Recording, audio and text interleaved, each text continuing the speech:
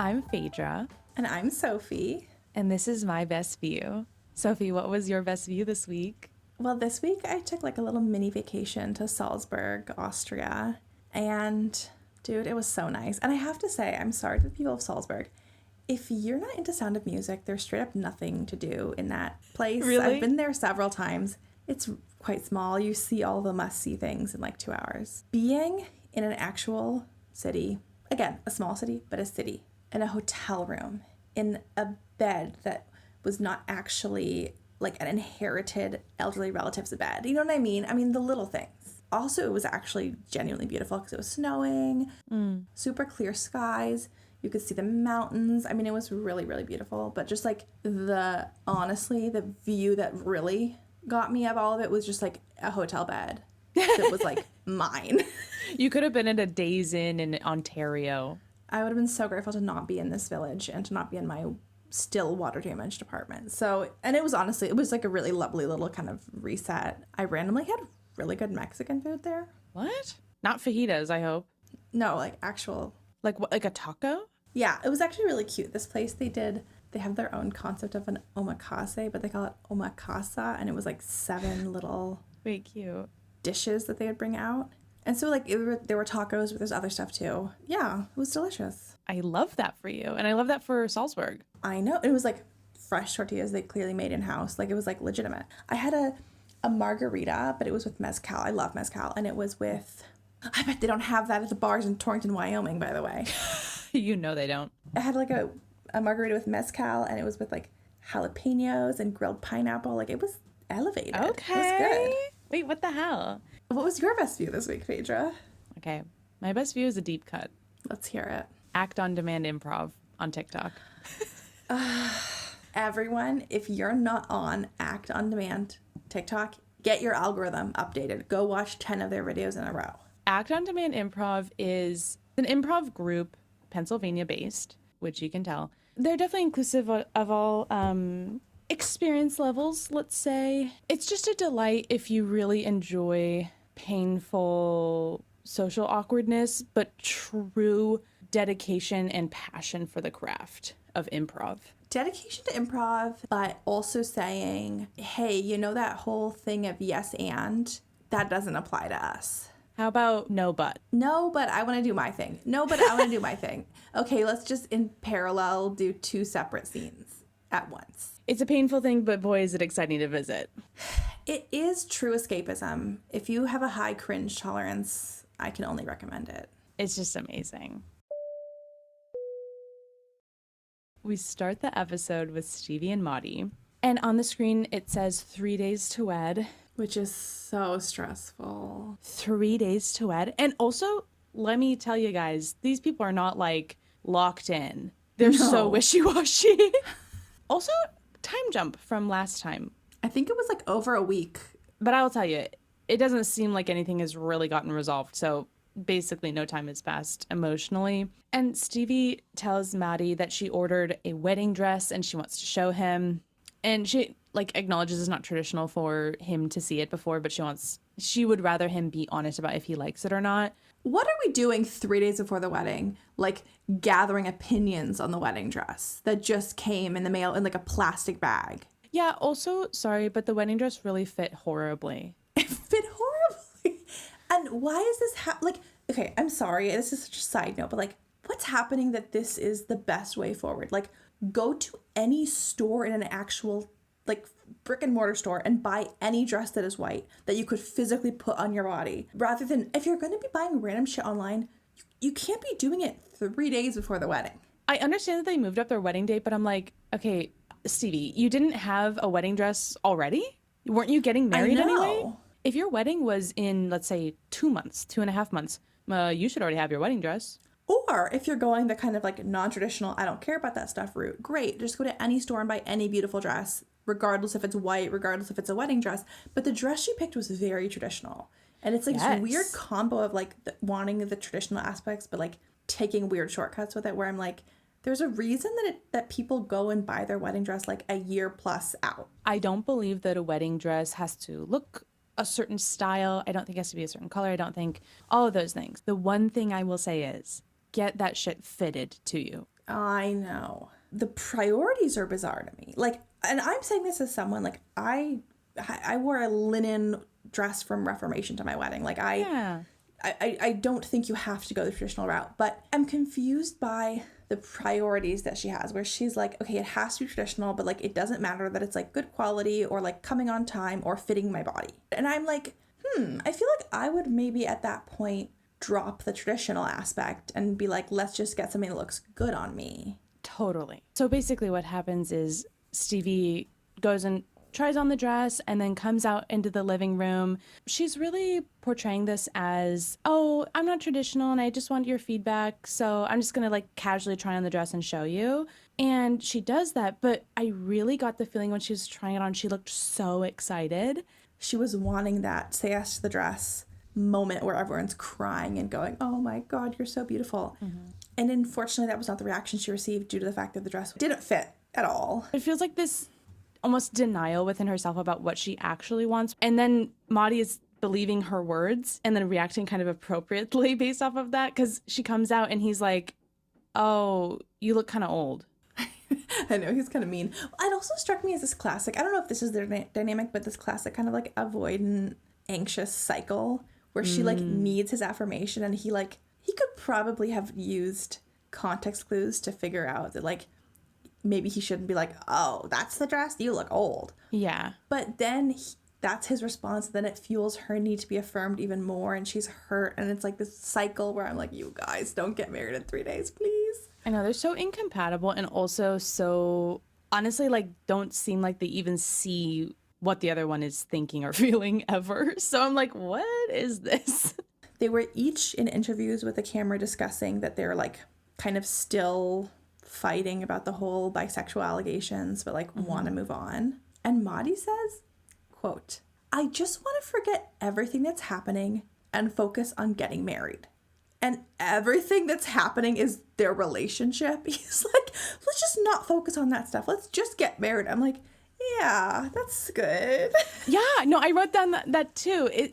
And she's like, I just know that I love Mahdi a lot and he loves me too. And I'm like, okay, famously, I think love is not enough. Maybe not famously to everyone. At least that's my perspective. Me too. She reminds me so much of the people that go on Love is Blind. These people who are just so focused on the goal of marriage no matter what. And no matter what often means the compatibility of the people in the relationship. And I'm like, okay, guys, so a wedding, a marriage, more importantly, is not a goal. It's something that you do, often for legal reasons, and then also a combination of that with love and respect and circumstances that align, are compatible. And then that's just like a thing that happens with your relationship if you choose. It is not like an ending or a guarantee of anything. This is really one thing that a conclusion I came to a while ago is that a lot of people, they want to get married to legitimize their relationship. They think like, oh, if we have that label, then our relationship will rise to the occasion. Whereas in my opinion, it should be more like, we're at a point where that label feels appropriate. Let's just slap that label on, you know, for whatever reason, if it's, you know, if it's logistical or emotional, whatever reasons, right? But like, it's, if you marry someone you just met in Las Vegas one day ago, the fact that you're married doesn't change the fact that you just met one day ago. And like, yes. I think this desire to have that label, it's not going to actually change anything about you two or your relationship at all. So if anything, especially if your relationship is not like really that great, basically, for lack of a better term, it's going to make it a lot more stressful because like you have money on the line now. If you guys divorce, depending on the state and everything, one of you could lose a lot of it, or it's just like messy. It's not something that you just do willy-nilly. Stevi says that they're going to New Orleans for, quote, a crazy joint bachelorette party, which we don't actually get to see fully in this episode. So just set your expectations. But Mahdi's friend Saeed is flying in from California, and Stevi's friends are also, I think, coming. She said that they booked them a nice hotel in New Orleans. So I'm like, did they book it and they're not coming? I assume they're coming. It was a funny way. I think they're coming, but it was also confusing to me. So Stevi and Mahdi are in the car, and Okay, side note. Suddenly, Mahdi is acting so, like, silly. He's, like, stretching out his arms, one covering Stevie. As she's driving, she's like, get your hand out of my face. And he's like, we're coming, Sin City. We're coming, Sin City. Are you ready to commit some sins? He, like, says it in that voice. It was just, I don't know. Like, it was honestly kind of a funny moment. First of all, that's not Sin City, but whatever. I thought, oh, is he like a fun guy? Is he trying to be the new Sarper? You're very far from that. Sorry. But moments like this honestly reminded me this is such a heavily produced and maybe faked sometimes TV show. It just is a reminder that, like, guys, everything we say here, guys are like 10 listeners. Everything we say here, who we all know by name. Friends and family, literally. But we make conclusions and we make judgments, and some we do feel like pretty confident, like that's actually how that person is, or even if not, like the thing that they did was reprehensible regardless of how they normally act. But, you know, don't like hate on these people or whatever. Like, we don't actually know them. It's just a reminder of that. So they arrive at the hotel in New Orleans. Also, I'm sorry, I have to say it. I have to say my interior design. The hotel looks like an escape room. It literally looks exactly like an escape room. These bookshelves full of books that are all brown, and like it's got these you know, like bugs on the wall and all this stuff. And I'm like, I swear to God, I've been to an escape room that looked just like that. You have to like find the curse of the whatever, you know? I love how we have such different things that we pick up on, because I don't even notice decor at all. Well, that's good. That's why there's two of us. If one of us knew everything, it would just be a solo podcast. So in the hotel, Stevie asks Mahdi if he's excited to see his friend Saeed. They're meeting for the first time in person, we find out. And Mahdi says that he's more nervous than excited because, quote, I'm just thinking what's going to happen in our bachelor party. What? Yeah, and then it's revealed that he's basically nervous that Stevie might see a naked person and get excited, a naked woman and get excited. Low-key, that's the subtext. He doesn't say it outright. Stevie says that she thinks that her friends booked them a burlesque show. And Mahdi's like, what is that? And Stevie's like, oh, I've showed you videos before. Again, he's kind of acting. But she said something so stressful in the context of describing burlesque. Did you catch this? She goes, oh, you know my friend Claire? She's in a burlesque troupe. Claire is the friend who modeled for Stevie naked. And I'm like, Stevie, I don't think invoking Claire, who I'm pretty sure is going to be on this bachelor trip, I'm not sure that that's helping right now. To be like, remember my friend who you already thought I have a weird thing with? I've seen her dance naked also. Mahdi in an ITM says as much as you just said. He's like, I'm really uncomfortable because, like, it's bringing him back to the question about if Stevie's bisexual or not. Let it go. I don't care. I don't care. Whatever. In the next part, Mahdi meets Saeed in the hotel lobby, his friend, and he explains that they met through social media and him teaching English. And they are from the same country, but Saeed has been living in the U.S. for 10 years. So Mahdi says that Saeed kind of knows how he's feeling in a way that Stevie and her family couldn't. And Saeed, he really enjoyed his screen time. He made the most of it. He was also super drunk for half of it. Oh, I always forget that people are drunk or like high or whatever. I think they were sober for the first conversation, but once they got that first hurricane, my man was drunk and he was giving interviews where I was like, oh. Wait, okay, you're right. I didn't think about that. Saeed kind of asks how he's been, and Mahdi says he's never had this many ups and downs in his life. And I'm like, that's a good way to feel right before you get married. And Saeed asks what the problems are, and Mahdi tells him about the boob paintings in Stevie's house and that he was okay with it until he found out that Stevie painted one in person. I'm like, well, that's not true. You kept bringing it up before you even found that out. But okay, we like to rewrite history. And Saeed is like, he's kind of like having these facial expressions like, whoa, what? So he seems to agree with Mahdi.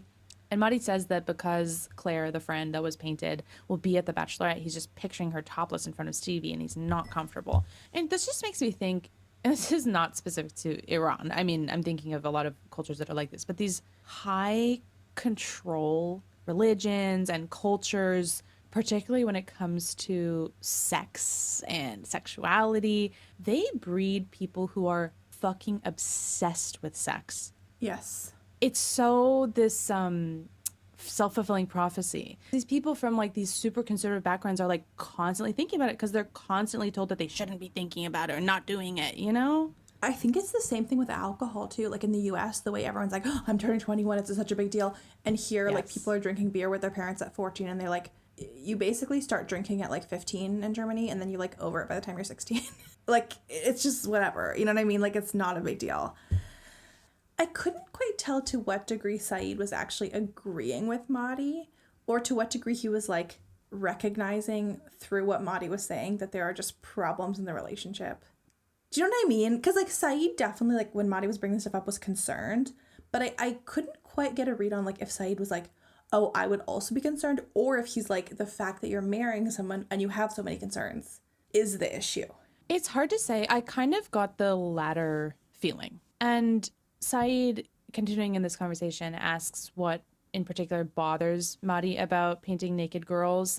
And Mahdi says he thinks that she's interested in women also. And Saeed then says the quote from the background we come from, it's taboo, but it's more normal here, so he's not surprised about it. But Saeed does say he's more worried about what will happen after they marry. What if Mahdi finds out stuff about her past? It was just interesting. I feel like Mahdi thought that Saeed was agreeing with him 100% on things. But my take was Saeed was just like, holy shit, you guys don't know each other at all. You guys should not get married. Like it was less about the specifics. It felt at least like it was less about the specifics and more about the like incompatibility. Yeah.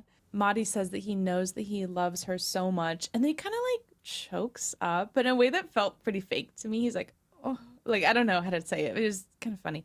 And Saeed says that he's not sure that just love can justify all the terrible feelings Mahdi is having. Amen. Like, yeah, I mean, at the end of the day, obviously we totally disagree with like someone being bisexual being a deal breaker, but if it is for Mahdi, then they shouldn't get married. Like, then break up, then you're not compatible. I know. It's not good for either of them. It's just stupid. So now Stevie shows up and hugs Saeed, like, oh, it's so nice to meet you. And he hugs her back, obviously, but it's just like such awkward timing because seemingly they're just talking about like this stuff. And Mahdi in an interview says that as soon as Stevie shows up, he regretted telling Saeed everything because he's worried that it'll make him have a bad impression of Stevie. Okay, I will say on one hand, I understand the post-trauma dump clarity. We've all been there. But I do think once you are policing what you are telling people because you're worried it will affect their perception of someone, that is a classic sign that there's something wrong with the relationship that you're like trying to kind of keep from people.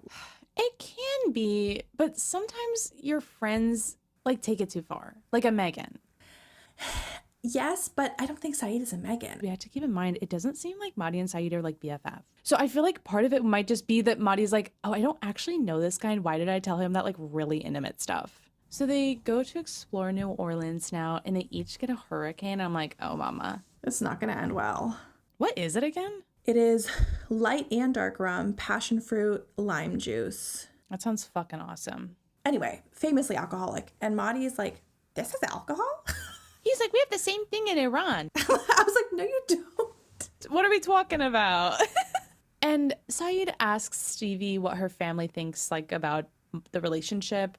And she tells him that she waited until the last second to tell them. And she says it's like, he's like, oh, were you like embarrassed about your relationship? And she's like, no, it's not that I was hiding Mahdi, but it's because his arrival date got pushed up. That doesn't make any sense. I'm like, so you were going to tell them like a month later or something? Like, what's the difference? You were with him for 2 years. And Saeed in an interview says that this is suspicious because she's in the habit of keeping a secret until the very last second to make people behave in the way that she likes. But see, this is what I'm saying. He was drunk. Like, I think it was a little over the top due to that. I think you're right. Because I was like, okay, girl, chill. But also, I'm like, he might be onto something. I mean, she is weird. I think what kind of got me, and like, maybe this is how he feels. Maybe it's not just the alcohol, but he kept kind of like drawing conclusions. Like, he's like, this means she's like manipulative. And I'm like, well, maybe. I don't know. Like, I definitely think we can view it for what it is, which is still bad that she kept the secret. But like, I don't know. Like, I feel like he's just doing a little bit of leaping and jumping with the logic. He's doing a little bit too much. You know, I think as a combo, if he got a little bit lit, and then I think he was excited to be on this show.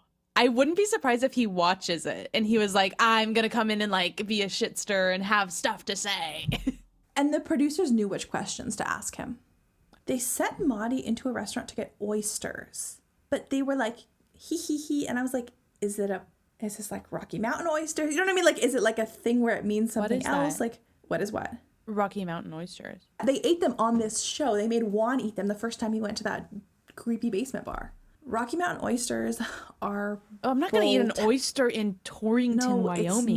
It's not an oyster. It's not Oh. an oyster. It's a Rocky Mountain oyster. It's a deep fried bull's testicle. Oh. Ew. Oh, I do remember him eating that. I didn't know that that's Yes. called. Oh, okay. Anyway, my point is, if you like, that could be ordered as a prank. It's like a prank. It could be, you know? It's like he's going and getting a hand job. Like, what is this? No, but like, they're like, go get an oyster. And I'm like, wait, am I missing something? Is this code? Because like, they were kind of like, hee hee hee. Saeed uses this opportunity in a crazy way. To interrogate Stevie. He goes, I have a question for you, and I'm asking you because we're friends, right? If someone asked me that, I would shut down immediately. I'd be like, I don't know what this is. I don't want to be a part of it. Also, this is the first time they're meeting in person, mind you. His question, which is honestly giving the vibe of like the questions people ask are like Q&As at an event. It was a long lead up. He says, so he's my friend, and my concern is that I don't want to see him get hurt. So far, just a comment. Do you think you really care enough about his concerns and everything he's dealing with these days, or are you just being selfish? Sorry to say. He said at the end. So, so she can't be offended. I wrote down, Saeed, you need better social graces, my dude, because... Yeah, that was crazy. Selfish is crazy. That's just not a word that you can say and be like, oh, don't be offended. Also, you can't say it to someone's face. Selfish is something you say in a gossip behind someone's back. You can't be like, are you selfish? Would you describe yourself as selfish? It doesn't work. Like, if anything, he could be like, do you think you're thinking about his perspective on this enough? But it's still a bad question. Just say, hey, Yeah. I think you are being selfish. Like, just commit to the aggression at this point. Yes. And Stevie is like, what makes you think that? And Saeed says it's because Mahdi left everything behind to be with her, and Saeed doesn't see sacrifice on her side. You guys have been hanging out for like maybe 30 minutes. This is a lot. This is a lot to start with. What do you mean? Like, I'm like, excuse me? And look, Stevie and Mahdi's relationship is weird as fuck, but she was totally right in this moment to be like, girl, what? And she says she sacrificed because, quote, I don't really let people close to me ever, end quote. And Saeed says that doesn't seem much of a sacrifice to him, and that's true, actually. Honestly, he kind of ate with that. I just think it was interesting because, like, okay, Saeed had crazy energy, and, like, I would also be really taken aback by someone being like, are you selfish? That being said, we've talked about this a lot. It's this, like, touch of Jessica where it's like, he has objectively sacrificed more than you. And I feel like the appropriate response would be like, I know I'm not sacrificing much. It's just the way things turned out that I live in this country that is the more free country. You know what I mean? Yeah. But I'm so grateful for every sacrifice. I don't take it for granted. Like, I feel like being like, I also sacrificed. It's basically like she's saying, I sacrificed being single to be in the relationship. She's like, I don't want people close to me, so that was my sacrifice. I'm like, okay. Okay. Or like, it was hard to push past like the anxiety of it. I don't know, girl, what the hell she meant. But I also am like, I'd be curious about your opinion and anyone else's, but I don't think that you both have to sacrifice. No, and I think that's why I think it would be fair to say, like, I recognize the sacrifice is uneven and I'm grateful for it every single day. I think that would have been an appropriate response.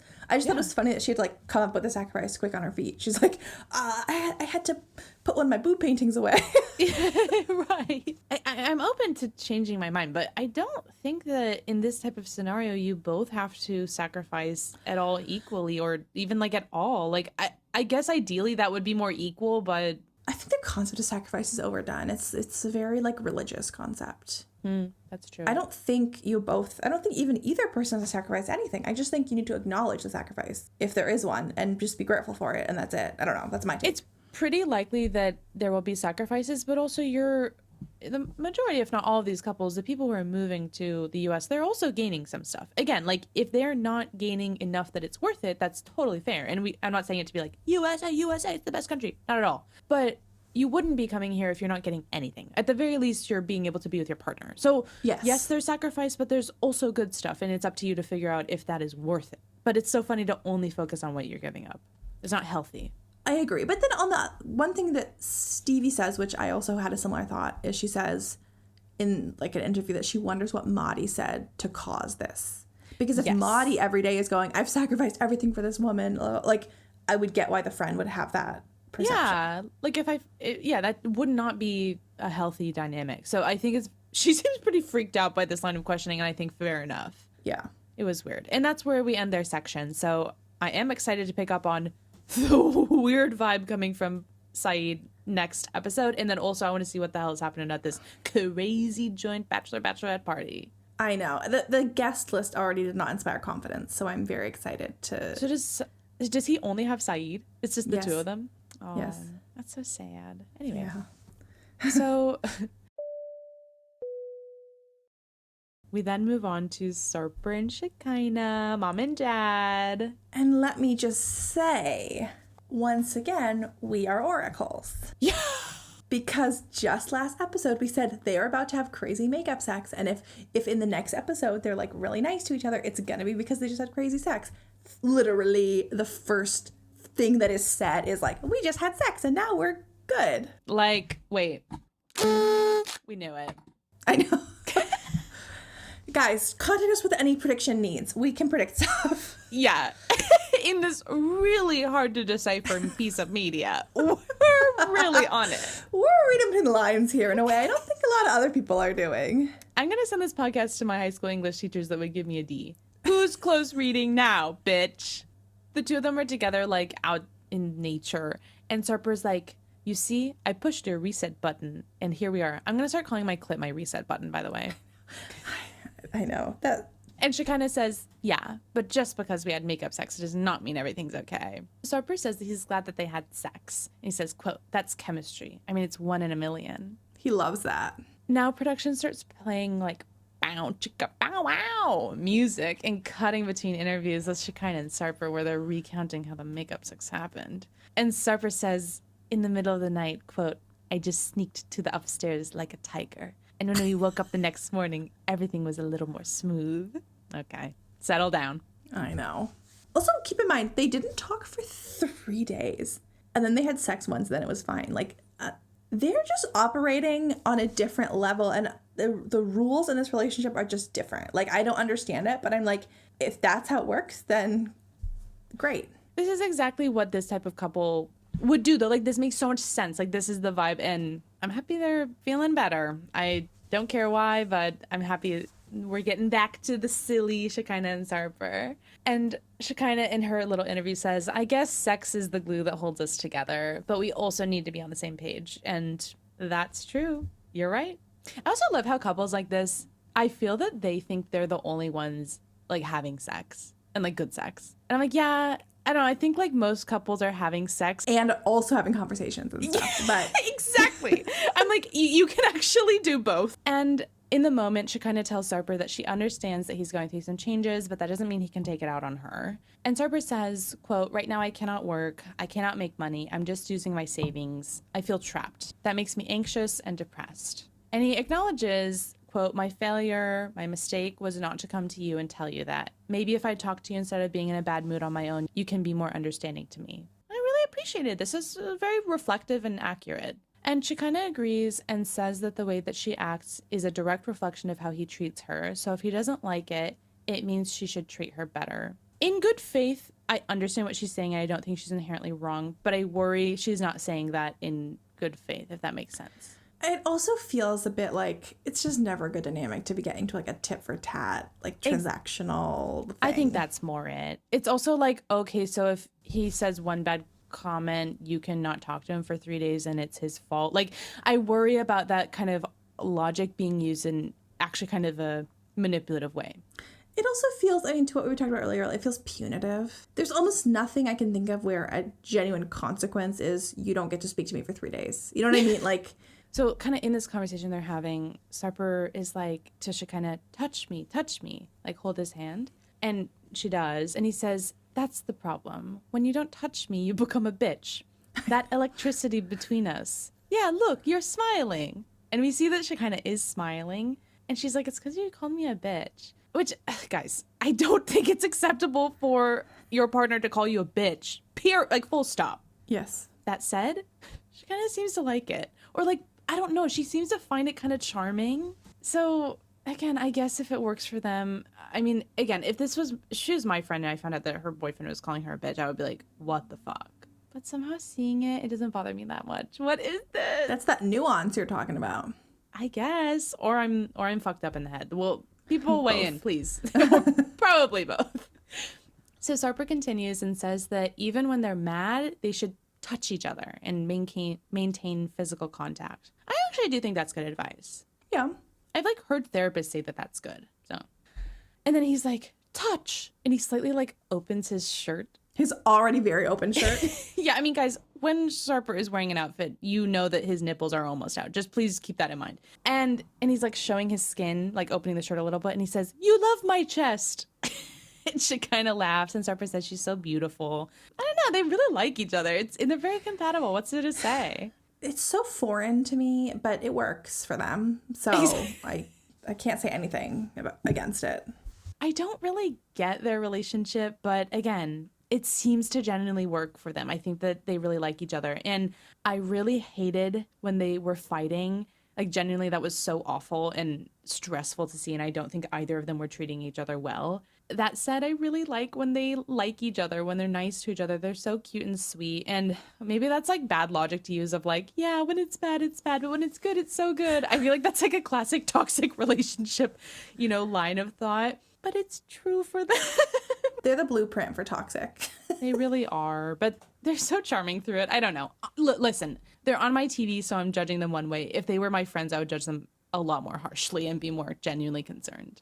Completely. Now we're in part 2 of their section, and on the screen it does say 49 days to wed, just to keep an eye on that clock. And Shekinah, with the help of Daniel, a hunky handyman, as we can see, is setting up her proper esthetician setup in a separate studio, finally.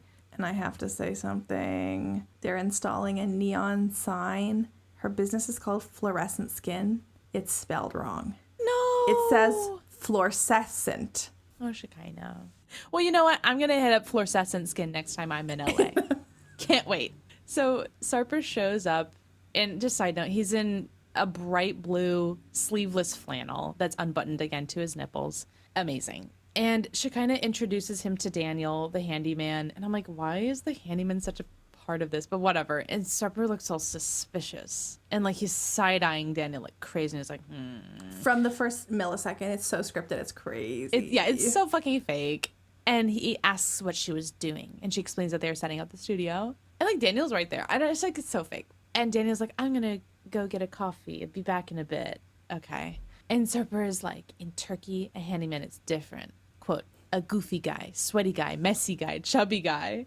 And she kind of is like, this is LA, babe. That was funny. It was really funny. It's scripted, but it's funny. I'm going to laugh, okay? Oh, what? I'm not allowed to laugh at a scripted show? If it's going to be scripted, give it a good script. You know what I mean? Yeah, like, it was pretty good.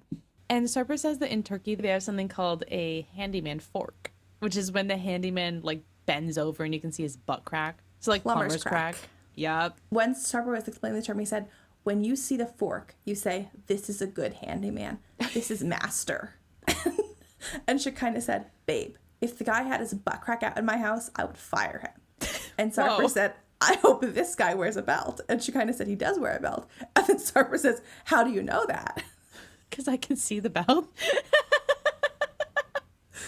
It was the dumbest conversation ever. I loved it. Then she kind of changes the conversation away from handyman fork, which is fair enough. And she says, can we talk about everything I've been doing for you? I moved into a much smaller space. It's just such a funny way. Okay, can we talk about everything nice I've been doing? I'm gonna use that one next time there's a lull in the conversation. So can we talk about everything I've been doing for you guys? And she's like, I moved into a much smaller space. And I just have to say, Shekinah, you needed to do that anyway. It was necessary. Don't act like it was just for Sarper. I mean... And then Sarper says, in Turkey, we say, just like butthole. I really love it. And he explains it's because the studio is so small. And I'm like, that's just so crazy. I also would like a Turkish person to weigh in. Is anything he's saying true? Is he just out here saying whatever? Like, is that true at all? And if so, that's awesome. Tell me how to say it. I'm going to use that. She kind of says now that she did this, Sarper can be at home and do things in the house while she's with friends during the day. And I'm also like, and also both of you can cook. I think that's pretty important. You guys can eat an egg. Yeah. And Sarper says it's not just that. He doesn't want to feel useless in general, so it's hasn't fixed every problem. And Shekinah suggests that he can work on the comedy stuff. And Sarper says, quote, I know it's risky, but I have to throw myself at the fucking stage and let's see. And he says he doesn't care if he succeeds or not, but he just wants to do it. Us with the podcast. And he says he'll laugh at himself even if no one else does. Same. And then so now they're like leaving the studio and Sarper asks, do you want to see my fork at home? And Shekinah says, show me that little butt crack, babe. They love each other. They are literally 1 in a million Tinder swipe. They're a match made in heaven or hell. You know, because I don't think I've ever said, show me that little butt crack, babe. And she was like so right there with him. I know. So after locking the door to leave and walking away, Sarper looks back in the studio and says, cute butthole. And she kind of laughs and says, babe. Like, she are so everything to me. My OTP. We open in the next section to Sarper talking to himself, like in the living room. And he says, in all religions, woman is created after man. Do you know why? Because man is a draft of the god. Woman is the superior model of man. She is the latest version. Okay, feminist Queen Sarper. Okay, performative male. But also I love that his comedy, like what we've seen thus far, is like just gender stuff. 100%. Like, and when men do this, then women do this. I'm like, okay. Women are from Venus and men are from Mars. Like, he needs to read some like hippie books from the 70s. He'd be like, they get me. They really do. Do you know what I want to teach him about? I want to teach him about intersectionality. Well, so yes. So on some level, absolutely. What I was going to say is girls go to college to get more knowledge. Boys go to Jupiter to get more stupider. I just feel like he'd love to know about that. And I'd love him to teach us the Turkish equivalent. Yeah, girls go to butthole to get more butt crack. Boys go to the fork factory to become a plumber or whatever. Oh my god, I just laughed so hard I'm seeing stars. What is going on with Oh my god, we're honestly, at the end of the day, it is going to be just like butt humor that gets to us.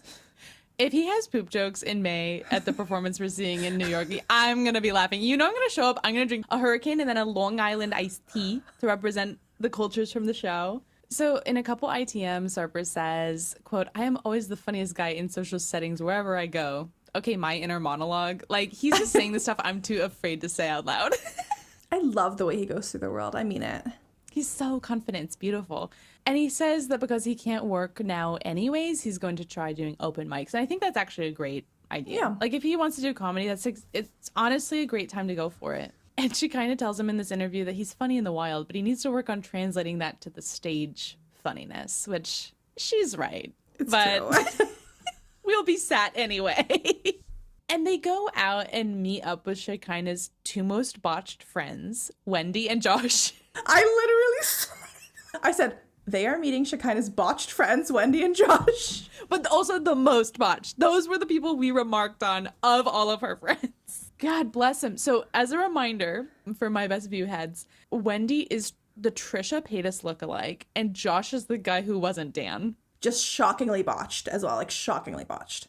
Like, mama, he doesn't have fillers in his cheeks. He has full-on implants. And unfortunately, Dan shows up too. In my notes, I said, God damn it, I thought we were in the clear. I fucking hate that bitch. Get off my screen. Because every time he comes out, number one, he's annoying as hell and not funny. And you know my whole pick a struggle thing. Like, you have to be one of the three. And he looks just like Chris Harrison, the disgraced ex-host of The Bachelor. Yes. And so every time I'm aggravated as soon as he's on my screen for both of those reasons. Yeah. I wasn't a fan of his presence here either. So Sarper, like, sees Dan show up and tries to, like, run away. Just walks away. And she kind of is like, babe, you can't run away. And she kind of says to the group, like, oh, please laugh really loud during Sarper's set. And Dan says, I don't know if I'm going to laugh, but we'll see if he's good enough. Shut also, up. Dan, why did you come? Why did you come? To be a hater. He's one of these people who just loves being a hater. And if you're going to be a hater, you have to be funny. He's not funny. Also, if you're going to be a hater, like, show up to the show in disguise and, like, don't sit with them. Him in, like, a top hat. Yeah. Like, just observe. But if you're going to be, like, part of the support group, it's, like, a weird combo. I do kind of think that the whole Dan stuff is fake. I've also heard it was, like, a bigger plot line on one of their spinoffs, so clearly we're missing, like, a lot of context. But it's not entertaining. It's just not. Like, I don't care. And he's just annoying. But Dan now gets an interview, and I'm like, ugh, why?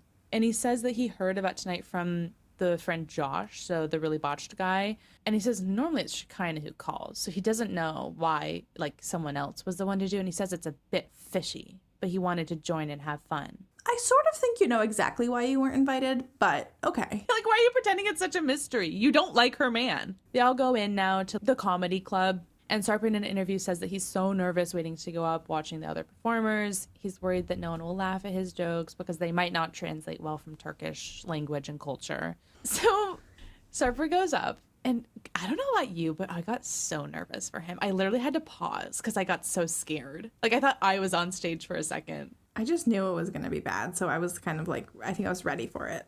I made myself hit play because I was like, you know what? Even if he totally bombs, that's not going to get Sarper down. And he has so much confidence. He found something even more reductive than classic gender humor, which was penis humor.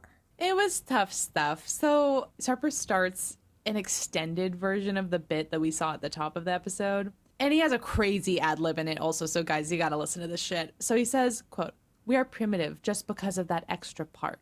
As men, 90% of our lives are spent just trying to settle him down," like about his penis. "Let's imagine you are all sexually healthy and attractive men. Even you, Dan. I know it's hard, but just imagine." And then he continues on with his set. First of all, loved it. Loved the specifically the shout out. Didn't love the penis No. bit. That seemed very extended. It like went on for I think the full 5 minutes. I think that's his only joke that he had, but that was tough stuff. He's like, if you get a text from me in the night, it was my penis texting you. I'm like, yeah. First of all, we know. Yeah. Oh, when I get a text at 2 a.m. saying you up. It's not to talk politics. So first of all, I was gagged by that. Dan was gagged as well. And I also just want to say I love the, like, as far as we see, the people in this crowd are just regular people at a comedy club. They don't know who Dan or Sarper are. So it's also such a funny shout out because it's like literally 2 people in that room understood what he was talking about. If we were at a comedy show and like there was a shout out to a specific person, the way that would like enter our lexicon immediately as just like a bit would be like, Dan. Oh, even you, Dan. Actually, it made me feel like, damn, I should start going to comedy clubs because I didn't realize that people could be like having a fight, like one on stage, one in the audience. That's awesome. Well, that's why we watch reality TV, I guess. Yeah. And so Sarper's like set ends. It kind of seems like he's bombing from the way they're editing it. And also everything he said was not also funny. The quality of the humor. And it doesn't appear anyone is laughing at the end. But he looks so happy. He gets off stage, he's like, smiling. And Dan tells Shekinah, like now that they're all sitting down together, he's like, "I'm not talking to you. First of all, are you 5 years old?" And then she's like, "What did I do?" And Wendy, the Trisha Paytas lookalike, says she didn't know what he was going to say. And Dan's like, "I'm not sure about that." Okay, girl. I mean, I get why he's offended, but I'm also like, don't you understand like what you're doing here? That's also, what you're doing. Might I add, how are you going to accuse Sarper of having pre-written the joke when you didn't even tell him you were coming to the show? Exactly. Yeah. I'm really not clear on how much of this whole situation is real versus fake, so I don't even know how much to take seriously, but it's all silly. And she kind of tells Sarper that Dan is upset, and Sarper's like, "I don't care." And he says that he loves Shekinah's friend group except for Dan. And then they leave the club, and that's where we end it. Like, just Shekinah and Sarper. The rest are still sitting there, it seems. It is interesting, I will say, how slowly their story is going, like, time-wise. So slowly. Compared to the others. And so much juice. Yeah. Let's take our private planes to West Ospey, New Hampshire. Mr. Old Man Mark is getting older. It's his 59th birthday. And Mina makes him this crepe, basically, with chocolate sauce that says 59, but then it's, like, dripping onto itself. So she adds whipped cream to put 59, but then the whipped cream, like, melts into, like, a blob. And it looks like it says 99, and Mina is laughing really hard at that. And I'm like, okay, girl, chill. Don't laugh too hard. Now we have an interview with Mark, and he says, "I feel in my head like I'm still 39 years old, or maybe even younger." Mark, we know. We can tell. In my notes, I said, "Well, you aren't."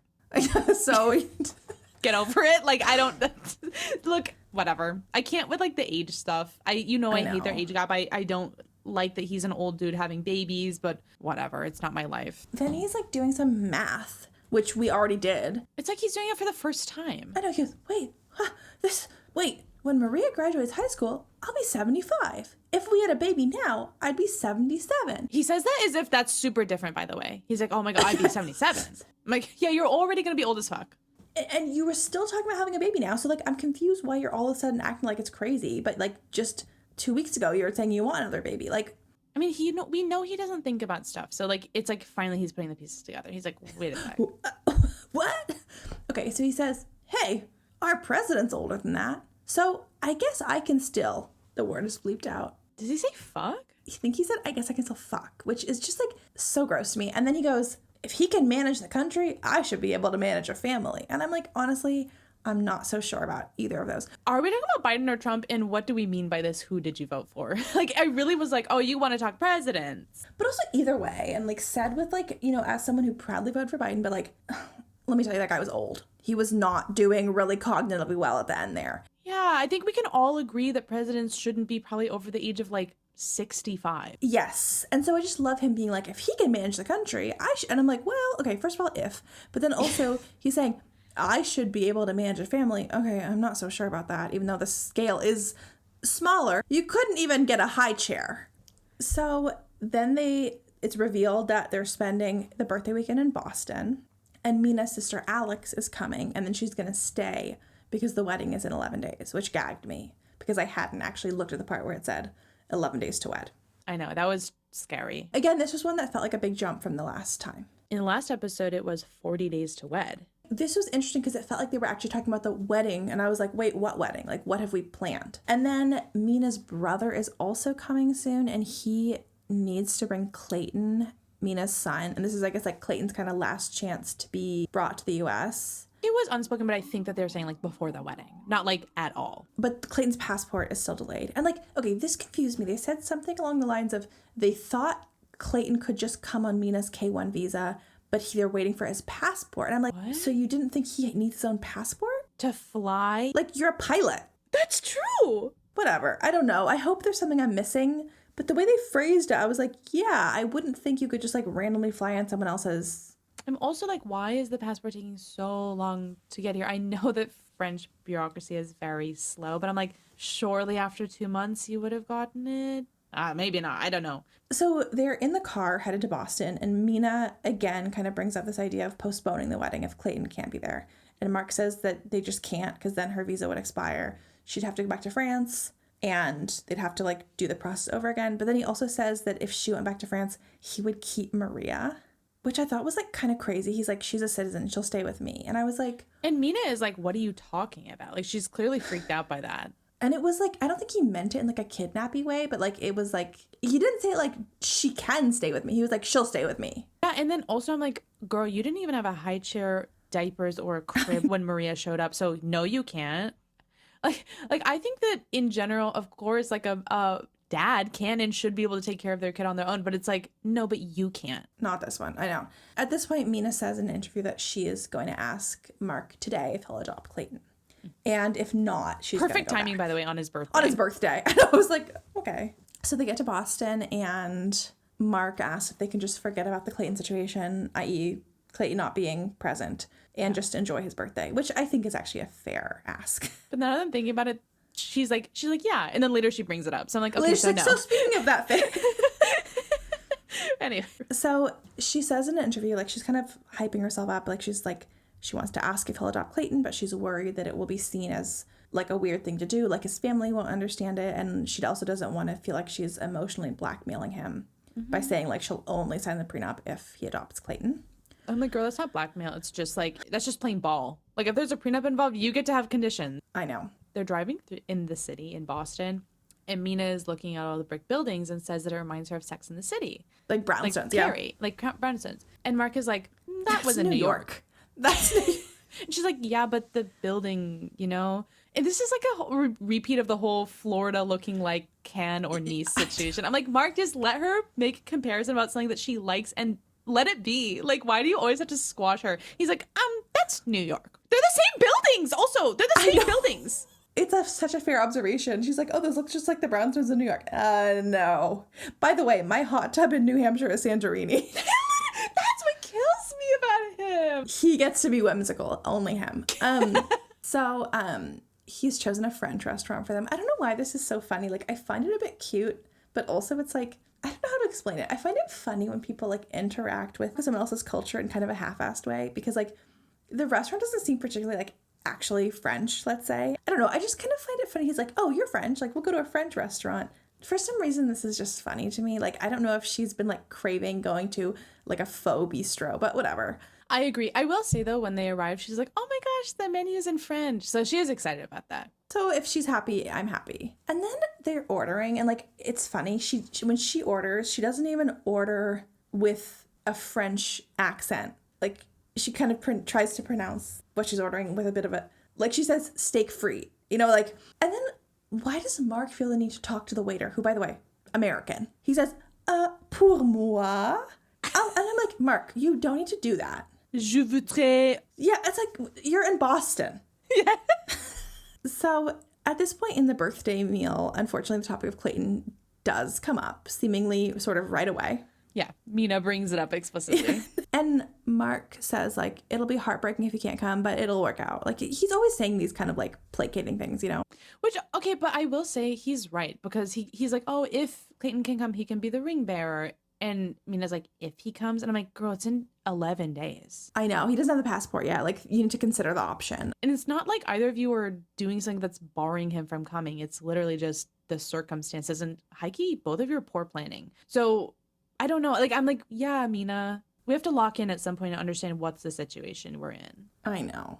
So at this point, Mina tells him that she thought about the prenup a lot. She will sign it, but she has one condition, which is that he adopts Clayton. And this fucking pissed me off because Mark's response was really sweet and made me like him. I know. And the show kind of made it look like he was like hesitating and taking a sip of his drink. I'm like, they definitely cut that from a different time. It seems like he really quickly says. He said that he was already planning to adopt Clayton and that he always tells people he has 4 kids. Oh, it was, no, actually, I was like, Mark, that's really sweet. And then he just goes in this like really sweet little speech about how much he loves Clayton, what a special kid he is. They're both crying, happy tears, emotional tears at the bistro. They're both crying. Like, Mark is crying and he's like, I want him to be here as much as you do. I have no control over that. I feel like I let you down because I haven't been able to. And then he like cries. And I'm like, this is the same man who didn't buy diapers? I think that Mark honestly has like a good heart. I think he's just like lacks logistical skills and like an understanding of nuance of like social situations, but I don't think that he's a mean or bad person. I think he just lacks those things and it's annoying as fuck. Yeah.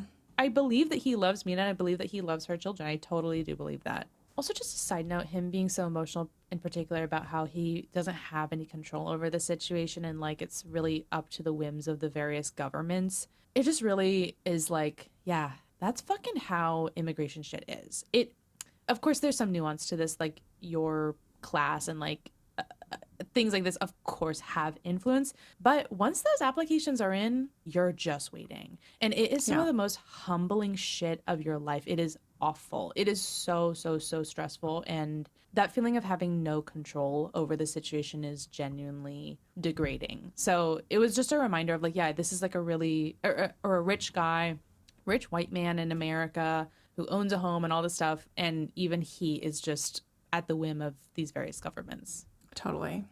And that's where we end the section. Honestly, yeah, I was like, damn it. What's his name? Mike? Mark? God damn it, Mike.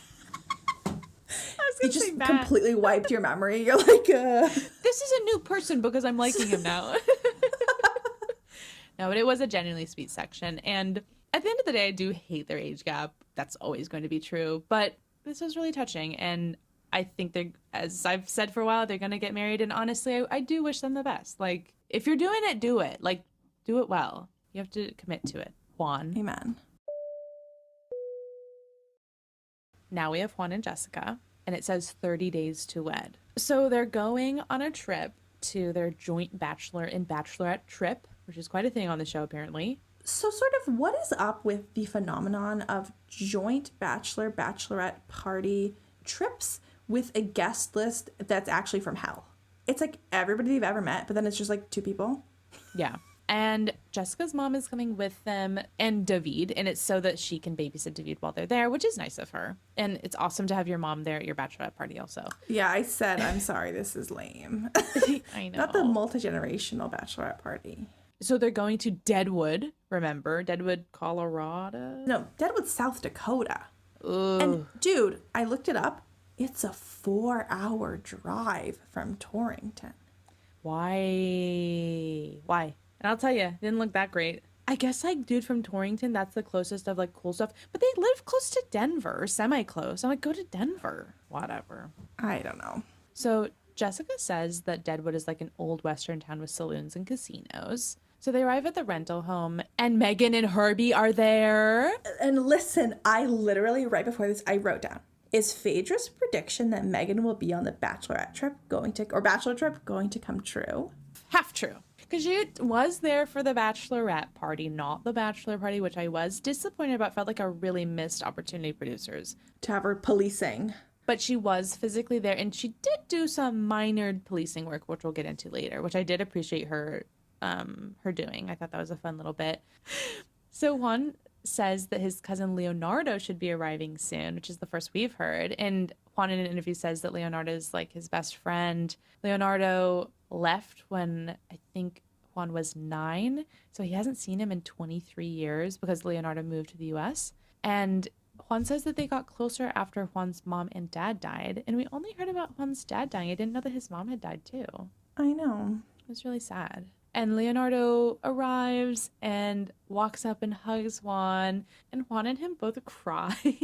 I know. But like in this kind of like macho way where they're definitely crying and they're like avoiding eye contact with anyone and like stop hugging, and then Leonardo goes to like say hello to everyone else. But it was really sweet and everyone seems very touched by that. And I'm really happy that Juan has a genuine friend of his and like family member. A person he's met before. Yes. And so all together, they're going to Mount Rushmore. And I'm sorry, this is the lamest shit I can think of. First of all, why are you even doing that? By the way, this is an additional hour and a half from Deadwood. It was an hour and a half. And they just drove the 4 hours to Deadwood. I would crash the fuck out. I would be like, I'm not fucking going. I'll look at a picture and I've seen it. And guys, it's fully raining the whole time too and super foggy. I'm like, why did we even get in the car? Like, don't annoy me. Why did we even get in the car? I hate road trips, so like this is actually triggering me. Like So Juan and Leonardo drive in their own car to like catch up with each other and speak in Spanish, which I'm sure is such a relief as well to be able to speak in your native language. And they catch up. They're talking about their kids. Leonardo has children too. And Juan says he's totally in love with David and says that's why he's so anxious to work these days because he wants to provide for his kid. And he kind of laments that now he's no longer in paradise working on the cruise ship, but is stuck at home in a small town. And I really get, like, yeah, that sucks. I'm not going to be convinced that he's in the wrong here. I'm like, yeah, that does suck. Yeah, it's objectively worse. It is also what he signed up for, and it's worse. It's both of those things. Yes, he's not a victim at all. But I'm like, yeah, I agree. That is a really tough thing to adjust to. And he tells his cousin that he got a call from the cruise ship. And he says that he needs the money, but doesn't know if he should tell Jessica. And he asks Leonardo what he thinks. And Leonardo is like, you should talk to Jessica.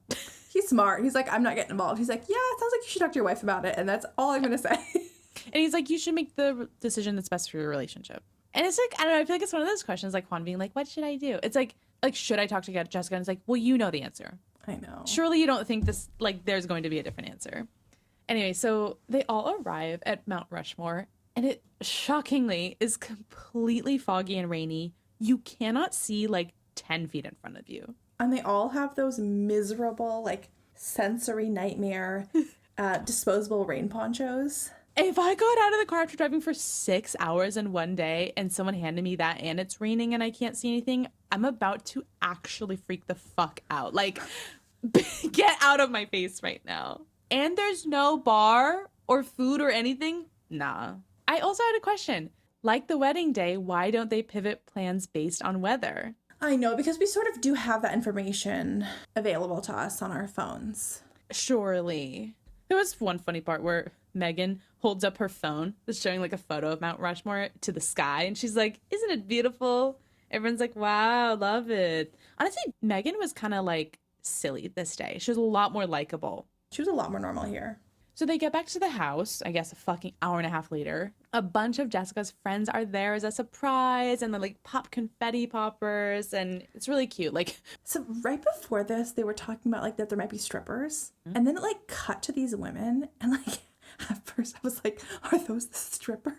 oh my God. Because they just all looked like, it's like eight of them, they all looked like totally like normal people. Like they weren't dressed particularly provocatively. I was like, are those the strippers? Yeah, that's so funny. I don't know why my brain went there instead of like, those are the attendees of the party. Yes. Also, the idea that there's like 8 strippers is so funny. It's like, where do I look? There's too many of them. Also, just the fact that there were, I didn't count, but I think there were at least 7 women there as friends, in addition to Jessica and Megan. And then it just really highlighted the fact that Juan has 2 guys with him. I know. Like, that's so sad. But I mean, it's also kind of the reality of when you're in an international relationship and you're in one of your country. And so Megan like has this big smile on her face. She's being very silly. She comes out with shirts. So she gives a shirt to Juan, Herbie, and Leonardo. Juan's has like a pattern of like Jessica's face all over it as like stickers. And then Herbie and Leonardo's have Juan's face on them. So I feel like I've seen this before for like bachelor parties. It was cute. And Jessica has an outfit change, and she changes into like this like short pink sparkly one piece with like a veil and then a white cowboy hat. It was really cute. She was really excited. And all the girls are like, woo, woo, woo, and like doing shots already. And they get into a party van and they're cheering on Jessica as she chugs a drink. And I was like, wait, hell yeah. I want to be there. This was the funniest thing to me though, like highlighting the difference in attendees. The girls had a party bus. The men just had a single Uber. Like a standard Uber. They're just like guys going out to play poker or something. It was a very different vibe. And also like Juan, I feel like is afraid to do anything, like get drunk at all, because like he basically has like a surveillance team on him. You know, like, is he gonna fuck up? And I just didn't get the vibe that he's going to do anything. I mean, he's shown genuine remorse, and like I don't get that vibe from him. And so the girls were kind of like cutting back and forth between the 2 groups, but the girls get to a bar and the DJ gives a shout out to Jessica like, we have a future bride in the room, and she does a cartwheel on the dance floor, and I'm like, oh my God. Like she said, oh, my kids are all being taken care of tonight, I'm gonna party on you. Yeah. And so the boys then get to their bar, and a worker comes and puts like a feather boa on Juan's shoulders, and then the MC announces Miss Rosy Cheeks, a female dancer, to come out. It seems like they're at like a burlesque club. Mm-hmm. We didn't get any exposition. I was like, okay.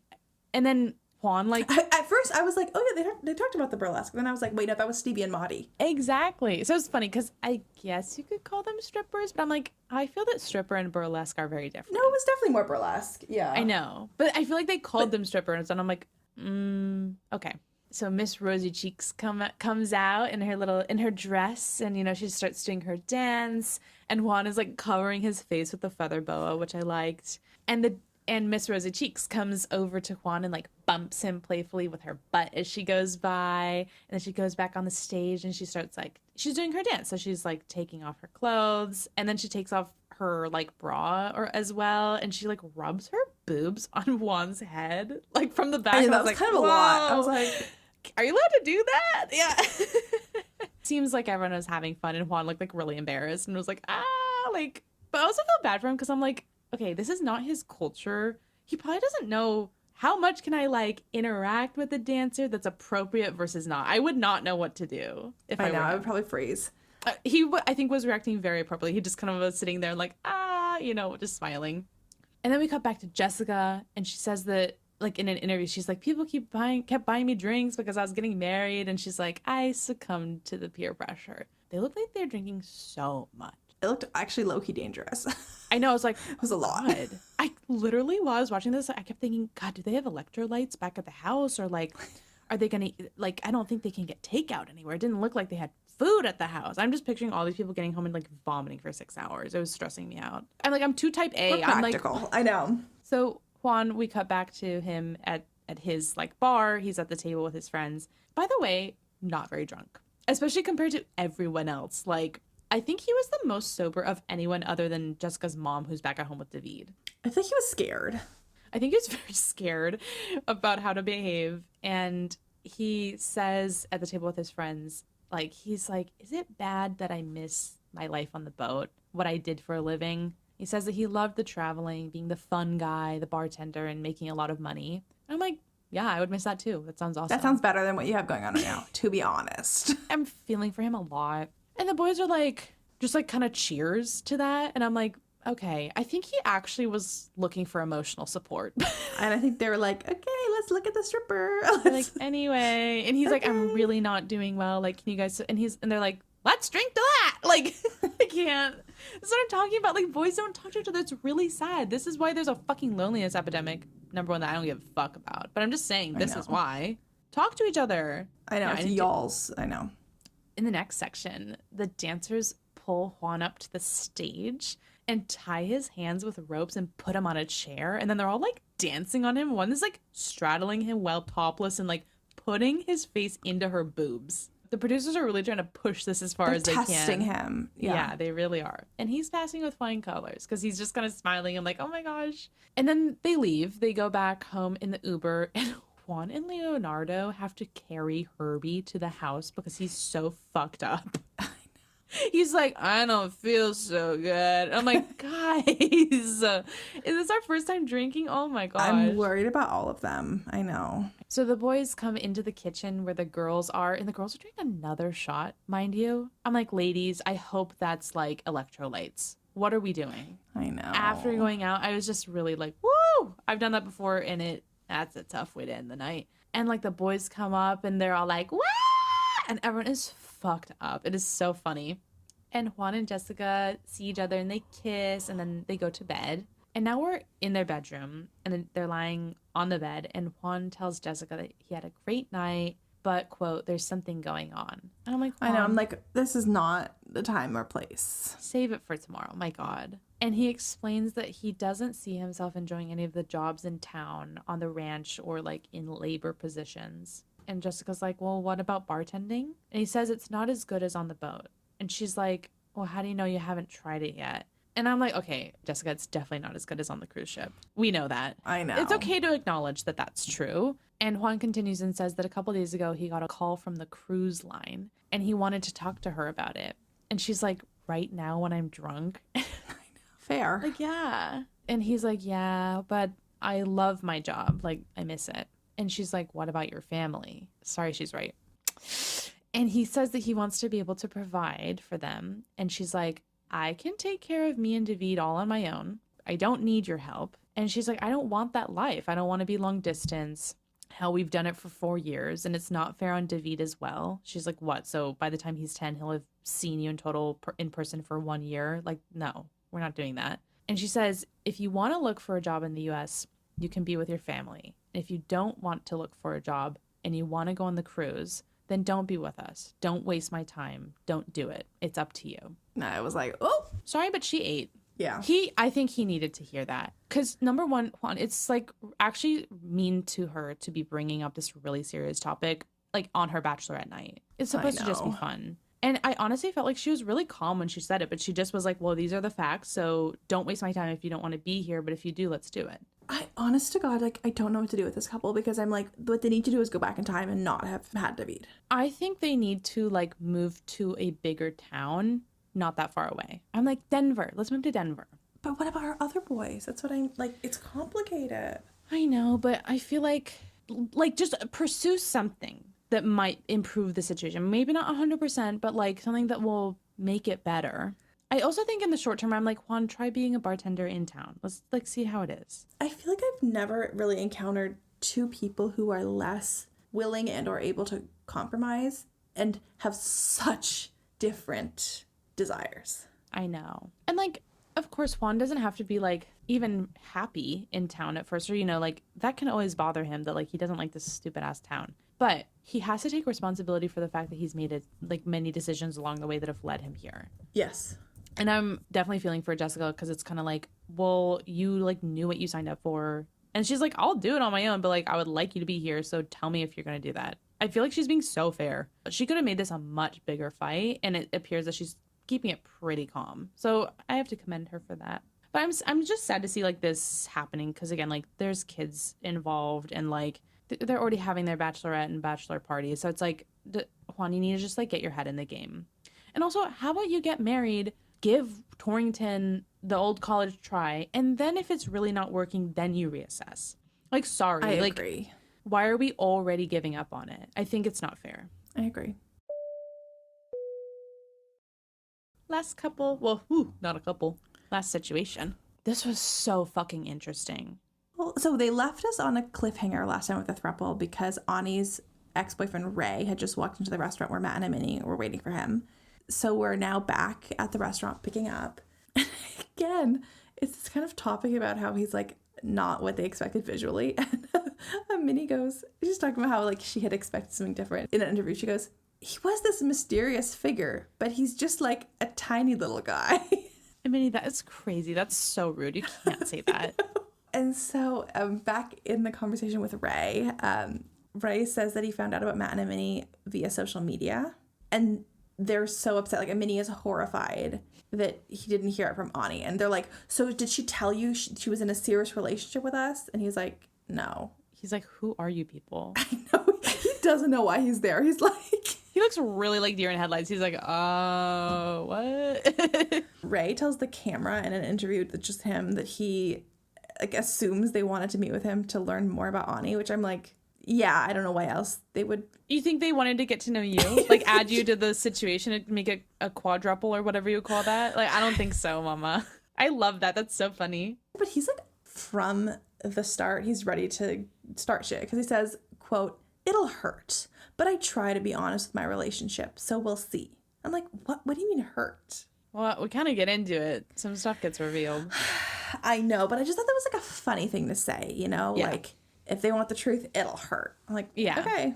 So back at the table, Amani tells Ray that she first heard about him just via the money sending setup. Yeah, because his name is on the bank account. She asked if he was actually her ex-boyfriend, which is such a funny question. Like, I think she's asking because Ani is a stripper. She's basically like, were you a client or like a hookup or are you an actual relationship? But also, does it matter? Whatever. So he says they were together in 2022, but have been just friends since. Mm-hmm. And they broke up right before Christmas that year, he said. So not like a long relationship. Yeah, less than a year for sure. But then there's the reveal that Ray has met all of Ani's kids. Mm-hmm. That was interesting. A relationship of less than a year has met all of her children. And then Matt and Amani, they've been together how long? Longer than that. Yeah, and they only have met the one child. Interesting. And they like asked more about the bank account. And it's like what we talked about. Like Ray was willing to open the bank account so that she had an account that was with US dollars. I mean, yeah, it makes sense. But I still think it's like a big thing to do. But okay. But also, side note, Amani asks Ray if it was a real serious relationship. And he goes, yeah, for me, it felt genuine when we were together. And then he's like, I met all her kids. And I'm like, what is that? Like, I know it's hard to get a read on Ray. And then he was so wishy-washy about it. And then as the conversation went on, I'm like, wait, this actually sounds like a serious relationship. Why did he have that? Like, yeah, kind of. Like downplaying it. Yeah, you're right. It was weird. So Matt says in an interview, he says it's obvious Ray knew her much better than they do. Mm-hmm. And he's like upset about this, obviously. Because of the kids thing, specifically. Because of the kids thing. They're really focused on the kids thing. And it really does make me wonder as well, like what the conversation was about why they couldn't meet her other two kids. Because it seems like a pain point for them. Also, like, side note for people who don't remember, which is fair enough. But at least my memory of it is that Ani's she has 3 children, I believe. And then Antonella is the one that they've met. That's the one that lives with her. But then the other 2, I believe, live with their fathers or at least like are there more frequently. Grown. Like the one, for example, she had him when she was 16. She's 37. That's true. This is just to say they don't all live like with Antonella and Ani. It's not like, because that would be weird. Like, how'd you only meet one? So it's not like that. It's like they are in different places. They're older and have a different dad. And yeah, exactly. And also one would think at that age also have a say in if they want to meet them or not. So also maybe they didn't want to meet the weird couple she's in a throuple with. Yeah, there's a lot of factors here. And so at this point, like back at the table, Ray says that he sabotaged the relationship because he got scared. Scared of what? I'm so curious what that means. They didn't ask him about that. And I'm like, that's interesting. What? I know. And then he does reveal what we already knew, which is that he did meet her as a client at her strip club, which is also how they met, which is just... It's interesting. At this point, he, first of all, pronounces her name as Annie, which I thought was crazy. I know. But what's even crazier than that is that he, like, casually reveals that her real name is Brenda. And Matt and Amani are, like, so confused. They're reeling. And Ray's like, oh, yeah, Brenda. That's her legal name on her ID. And they're like, what? That's crazy. And then they're telling Ray, they're like, this is crazy to us. This is because, you know, we were planning to propose to her. And then Ray is gagged. Ray's like, wait, what? It is so funny. Ray actually knows nothing about them. And at the top, like, they were like, oh, it's so nice to finally meet you. Like, we've been hearing so much about you. And he's like, really? I only saw you on social media. Like, it's the dynamic here is fascinating. And by the way, you know, on social media, it was like post that Ani was tagged in that they were posting of her. No, literally, maybe a repost of like a story or something like that. And they're like in the background. You probably thought like these are just like her friends who come and visit her and like, I don't know, hang out. And at this point, Ray is like telling them that he's just really kind of surprised it's this serious. And he said he thought it was just, quote, I'm having fun with this couple. I mean, yeah, I would have thought that too. Because what's the alternative? Like, I would not think like, oh, yeah, obviously they're going to bring her to the U.S. That they're a married couple. Like, yeah. Also, at this point, they're like telling him about, well, we got to do the K1, so we're going to get a divorce. And he like doesn't care. He's like, that's crazy. Yeah, he's like, okay, weird. Okay. So then Ray asks if they know that she was married before. And they say yes. Which we didn't know, I think. Which we didn't know. And then Amani asks if she's still married. And the answer is yes. Woo! But Ray's like, oh, the paperwork? Yeah, I think the divorce isn't settled. And I'm like, so still married. Yeah, I'm like, so the paperwork is sort of a really important part of this. Yes. He's like, so legally is she married? Yes. I mean, I understand that, like, maybe, well, I hope. I don't know. I hope she's separated from her partner. But it's like, yeah, actually, her being legally married is actually so important for them to know. Sort of essential. And then they're like, this is just crazy because we were going to get a divorce and she's not even divorced. And again, Ray is kind of like, that is crazy. That is crazy. And Amani at this point says in an interview that she feels completely betrayed. And then back in the moment, she asks Ray if it's okay to include Ani in this meeting. And he says yes, but he's worried that she might be mad at him for revealing her secrets. And by the way, the way it took nothing to get Ray to just like reveal every single secret this woman has been keeping. I also feel like he genuinely didn't know that they were secrets. And now he's like, oh, shit. So you know how her name is Brenda. So you know how she's married. And so the context for him even bringing up the marriage stuff was that he said that he had met with a lawyer to try to get her a green card, or at least like they were considering getting her a green card. Yeah.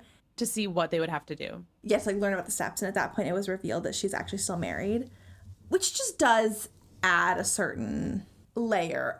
On one hand, I'm like, okay, obviously interesting that she's like on multiple occasions been in a relationship where a green card's on the table. Mm-hmm. Number two, though, I'm like, girl, if you want a green card that badly, you need to get a divorce. Right. True. I wonder what is holding her back from getting this divorce. Not to say there's no reason that anyone could be held back, but I'm just curious what it is. Yeah. Because it seems like it's gotten in the way once and now twice of getting a green card. But also the fact that it's only coming up when like lawyers get involved. Like you would think that would be something she'd mentioned beforehand. Like, just so you know, I'm not going to be able to get a green card. Right. Due to the fact that I'm still married. Like, why waste people's time with a lawyer meeting? You know what I mean? I know. It's very strange. What is she getting out of it? Is it just that she's getting them sending her money and she doesn't even want to go to the U.S. and she's happy in Mexico with their money? Maybe, and honestly, good for her if so. Yeah. But it's like, Ani, I think you can find like a sugar daddy. I don't think you need to like be almost like tricking people into like wanting to marry you. I don't know if you can even call it tricking, but like you don't need to be in that situation. I think it's kind of tricking if you know that you're married. Okay, so at this point, there's like a little card that says 45 minutes later, and Ani pulls up to the restaurant. And like, okay, first of all, does not seem surprised to see Ray. Wait, I didn't see this. Oh, this was because, okay, this was the final scene. She walks up to the restaurant, and like, I assumed at this point that she was going to be like, what the hell is Ray doing here? Which she did not, so that surprised me. But more importantly, Amani turns to her and says, hi, Brenda. And then cut. Doesn't it feel a little scripted? Super scripted.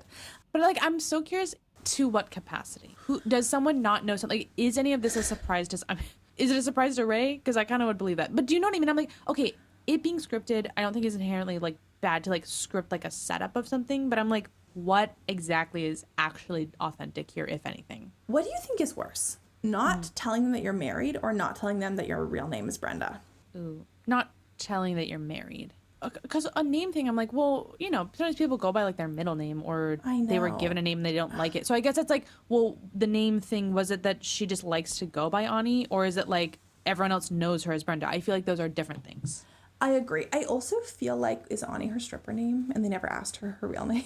That's true. I think it was confirmed by Ray. I think Ray was like, oh yeah, like I met her as Ani, but you know, like Brenda. And I'm like, so I think it is her stripper name. Oh no. Okay, then the name would be worse. If that's a situation, lying about the name is worse. But I also wonder, like, when did the opportunity come up to clarify this? Because I feel like despite the fact that they've been together for so long, I've never seen them have an actual conversation. I've seen them have a fight. Yeah. I've never seen them have just like just so you know, like, my name's actually Brenda. Ani's never had the opportunity to bring it up, and now it's been too long. I know it sounds crazy, but like, I only ever see them fucking or fighting. That's true, unfortunately. You know what? Thinking about it objectively, I think Ani never plans to come to the U.S. No. I don't think she's even with them for a green card. Like, in the past, I've been like, oh, maybe. But hearing all this, I'm like, oh, she's just with them to, like, get money, actually. And honestly, good for her. Like, fine. That's fine. I don't care, because these people are fucking stupid, and they're willing to give money, and they're also willing to send money to a bank account that doesn't even have her name on it.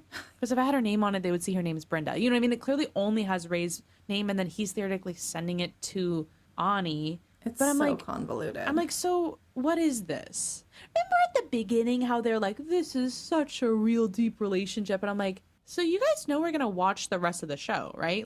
You don't even know her name and that she's married, by the way. I wish they hadn't found out, and I wish they had divorced to remarry her and then learned, like, at the city hall, like trying to get the marriage certificate. Like, wait. Do you, Brenda, take... Wait, that would be so fucking funny. Yeah, producers, some feedback. You should have done that. We didn't need a Ray. I don't know what the truth of, like, again, what's real, what's not.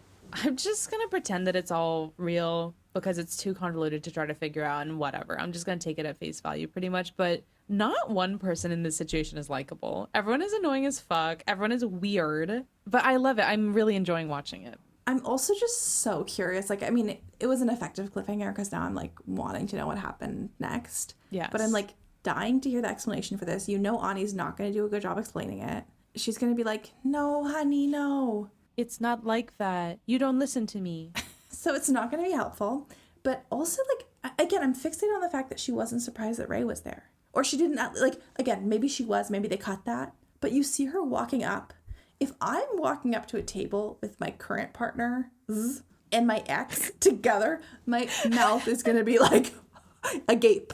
I would turn around and walk away. I would not be participating. Like, what the fuck is this? Like, the fact that they had any footage of her walking up without her being, like, horrified, I'm, like, confused by that.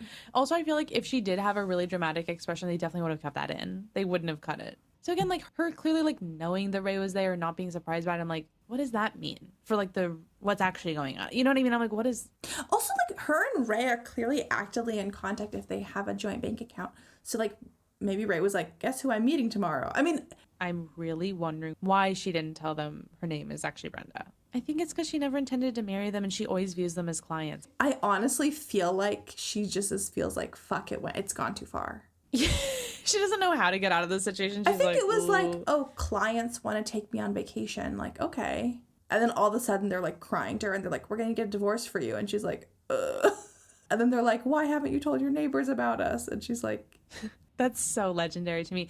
Do you think she's like still actively talking to other clients outside of work? Absolutely. I think she's actually getting sent money from multiple people. I think she has this type of relationship with multiple people right now. And you know what? I mean, truly all I can say is good for her. The only thing that's not good for her is I'm like, okay, it is actually cruel to not be clear about what the relationship is, that it's transactional. That's actually mean. The thing is, too, at that point, I'm like, is she, like, fully a mastermind? Like, I want to know to what degree she's, like, actually orchestrating these things, or if it's just, like, happening and she's like, okay, I guess that's what's happening now. I'm just so curious if Ani has, like, this, like, secret, super dark side to her where she's, like, plotting, or if she's just kind of, like, going with the flow and is like, damn, that's too much now, you know? Lots to think about. Lots. And lots to go Why is this happening? Who's that? And why did they say that? That's another name for the show. Just, why is this happening? I don't understand any bit of it. The things people will do to not be single is so interesting. Thank you so much, everyone, for listening to episode 13 of My Best View. We're so thrilled that you're all here. Please follow us on social media at My Best View Pod. That is on TikTok and Instagram. And please, of course, give us a follow on whatever platform you're listening to us on. A review would mean so much to us. Send us to anyone that you think could be interested. And just let the whole world know that you're a fan of this pod. We would super appreciate it because we'd love to keep doing this for you. And for us. Yeah. Oh, we'd love to keep doing you this favor. So give us a like. And we hopefully, / we better see you next week. Can't wait. Bye.